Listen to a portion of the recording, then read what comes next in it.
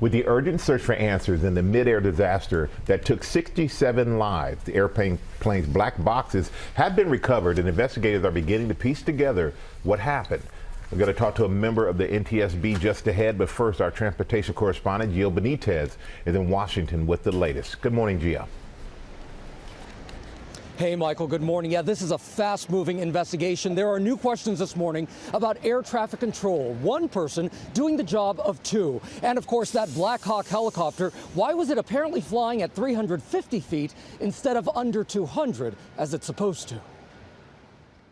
This morning, the urgent investigation into what led to the country's deadliest aviation disaster in decades. The black boxes from the American Airlines plane seen here, transported in the same water they were pulled from to preserve the integrity of the recordings, now in the hands of the NTSB for evaluation.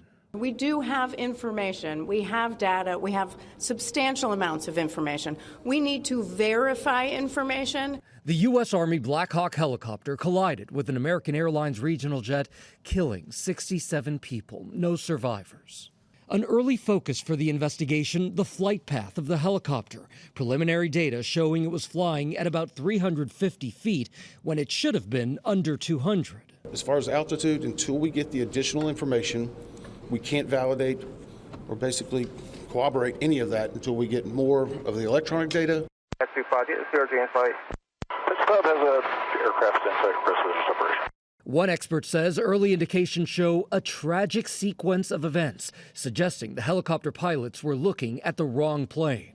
When you're required to maintain visual separation, once you acknowledge or ask for visual separation, then the controller kind of relaxes a little bit because he thinks, well, that aircraft sees the other one. And now this morning, a source with direct knowledge confirming reports that the air traffic controller on duty was performing the job normally done by two controllers. This is usually done when there's less air traffic. But Wednesday night, that change from two controllers to one was made 40 minutes earlier than usual because of lighter traffic. Did you see that? Just after 8:45 p.m. Wednesday, American Airlines Flight 5342 flying towards runway 33 with just 2,400 feet left to go. That Black Hawk approaching from the other side of the Potomac River when the two ultimately collided, then crashing into the river. Now the tragic recovery operation. About 40 bodies have been pulled from the wreckage. Satellite images showing the operation from above. Debris sprawled across the water. As part of any investigation, we look at the human, the machine, and the environment. So we will look at all the humans that were involved in this accident. We will look at the environment in which they were operating in. That is standard in any part of our investigation. Just over 24 hours before Wednesday's crash, a different regional jet did what's called a go-around maneuver when landing at Reagan Airport due to a Black Hawk helicopter in the same area.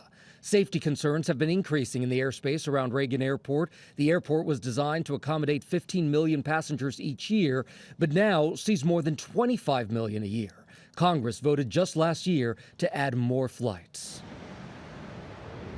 And a reminder here, these investigations are incredibly complicated. In almost every case, the NTSB ends up finding information that we just didn't know before, and it is highly likely that this is one of those, George.